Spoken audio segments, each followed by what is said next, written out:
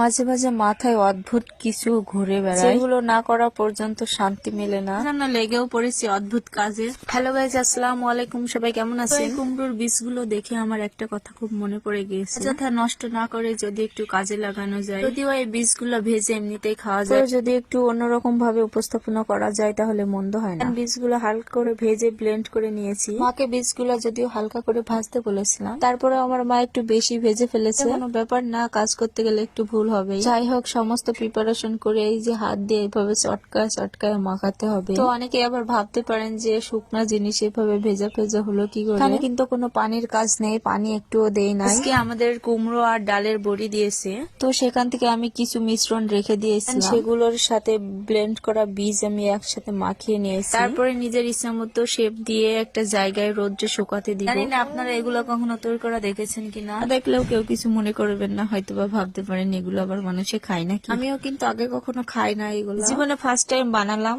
জানি না খেতে কেমন হবে, আপনারা কেউ খেয়েছেন কিনা অবশ্যই জানাবেন। এটা আমার সেই কাঙ্ক্ষিত বীজের বড়ি। রোদ্রে শুকানোর পর কেমন হয় অবশ্যই আপনাদের দেখাবো। আজকের মতো এই পর্যন্ত, সবাই ভালো থাকবেন, আল্লাহ হাফেজ।